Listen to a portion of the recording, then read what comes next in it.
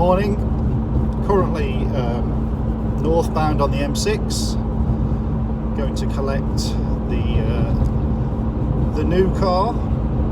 He says new car, 27 years old. There's a clue. Yeah, it's exactly 62 days today since we were going south to fetch the Allegro. How's that for craziness? Luckily the finance director agreed the terms, so watch this space for the next project. I'll catch you in a bit.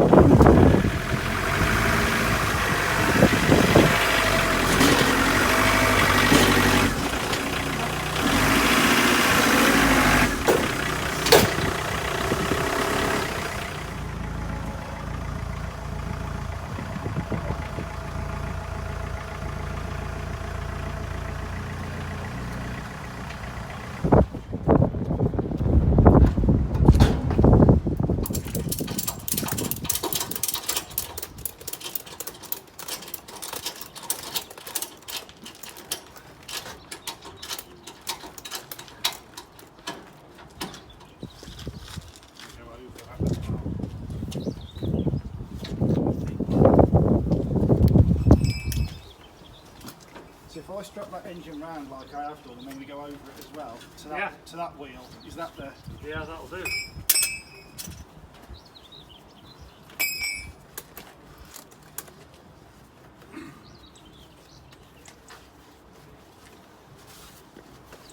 How are we going to go from that to there then? Any ideas? Sorry? Any ideas? You seem better at this than me.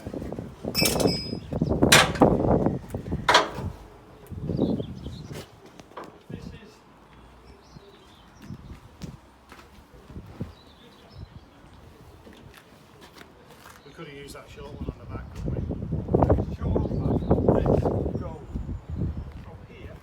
Yeah. Over this. Yeah, let's do that.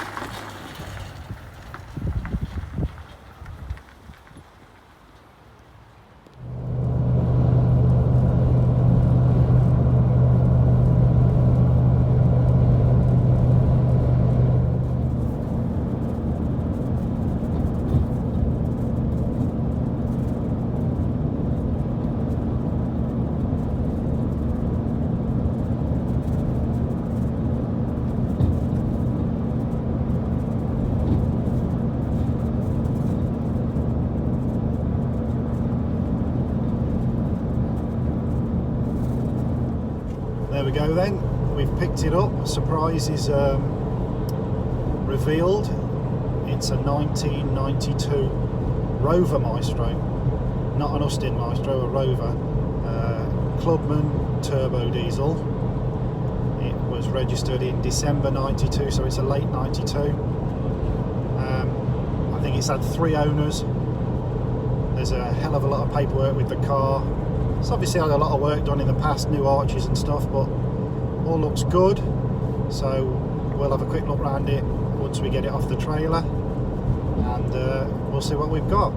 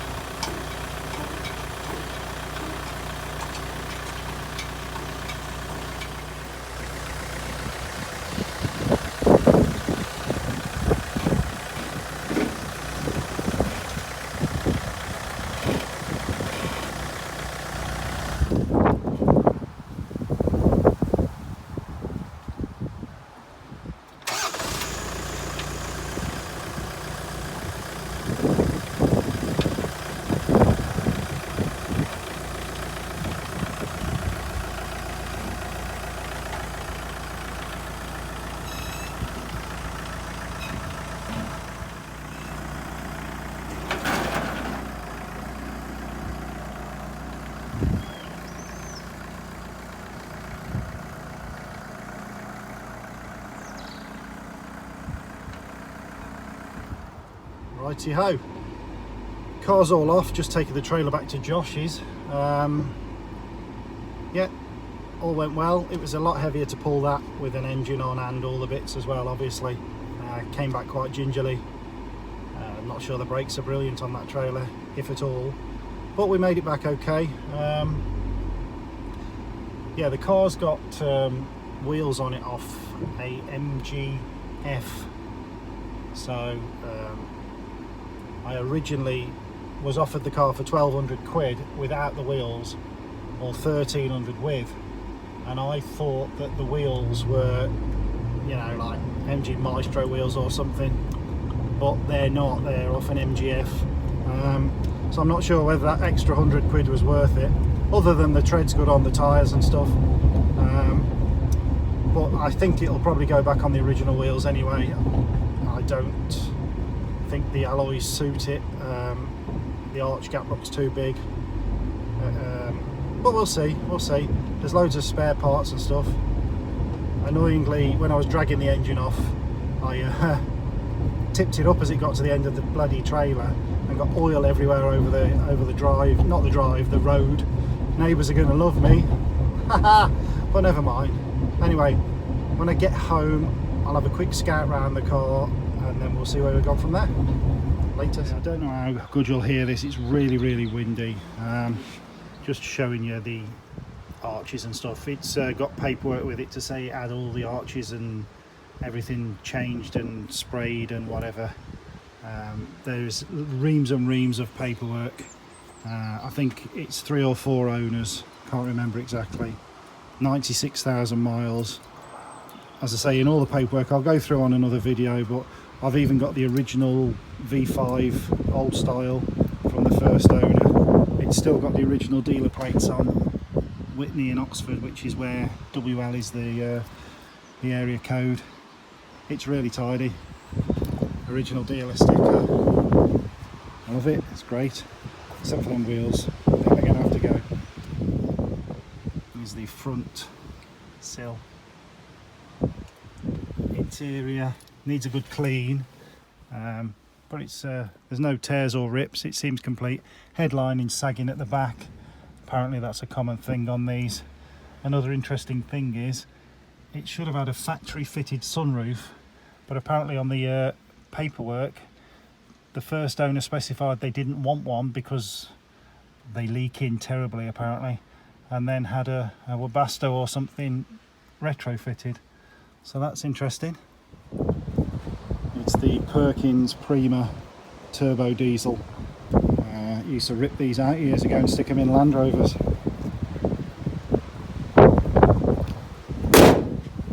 Little bit of a dent on the bonnet there and a little crack in the lens there. But other than that, bodywork looks good. Sill all looks good, no dreaded rust. Into the rear passenger side now, all looks good. I shall do a more detailed video when I can actually have a good look around the car and there's not as much wind. It's going to be parked up for a week or so because I'm not taxing it now. I'll have to pay for the whole of May, and we've got a week left of May, so I'll tax it on the 1st of June, so about 9 days from now or something like that. I'll do a proper walk around video anyway in a day or two. Like I like nerdy stuff, like, you know, original stuff, dealer plates, etc. As I said, it's got a proper set of Maestro mats in it, and all the mud flaps say Maestro on factory fit. Still got the original Rover radio. As I say, it needs a bloody good clean, but it's a shame. Thought that was a 20 then. You never know. That's actually the code for the radio. I've seen that somewhere before. Oh my, the horn works on this, and it's on the opposite side to the Allegro. Gonna be fun, that is.